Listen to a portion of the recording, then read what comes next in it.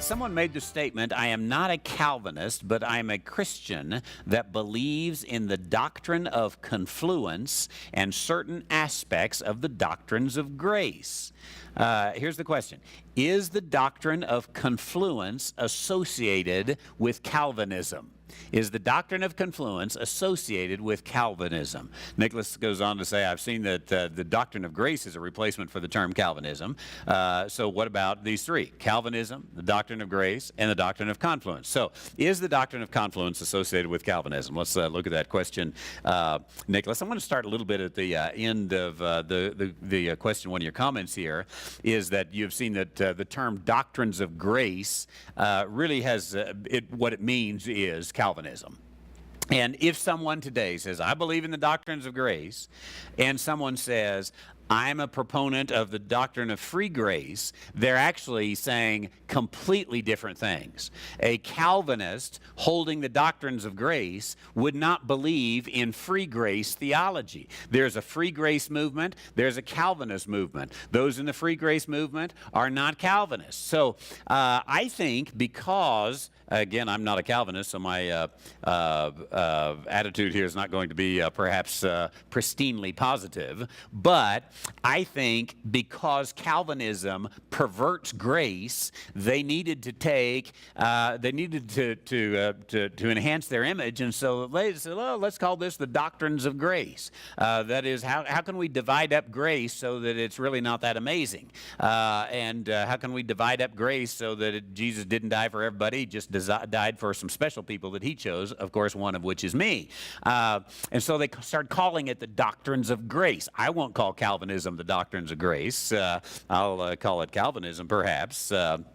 But the tulip doctrine, perhaps. Now, the doctrine of confluence. Confluence or congruence, I've heard it both ways. And this particular doctrine of confluence or congruence says that, well, we can't understand how God chooses and how man has free will.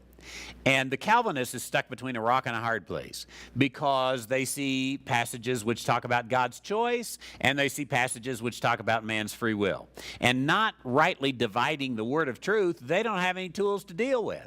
So they say, well, there's the doctrine of confluence or congruence, and that is both of these go together. We just can't see how they go together. I don't know why God gives this doctrine that we can't understand. He didn't reveal that part to us, I guess. Didn't give us that. And so I believe it was Spurgeon who said that sovereignty, God's choice, and man's free will are like two rails on a railroad track, and they appear to be separate here, but you look down at the end, and they've come together down there.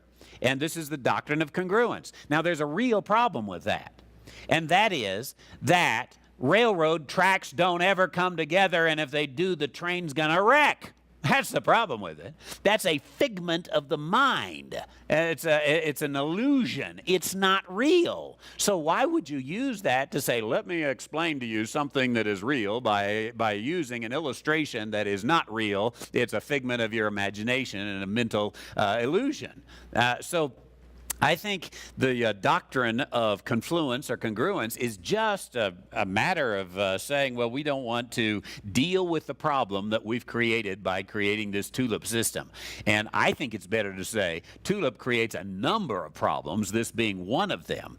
So to bring those together, as Nicholas mentions here, in reconciling these is really, yes, they're all three the same thing. Calvinism, doctrine of confluence or congruence, doctrines of grace. It's all different ways of saying Calvinism. Reformed or Reformed doctrine is another one. It's just a skunk by a different name. That's all it is.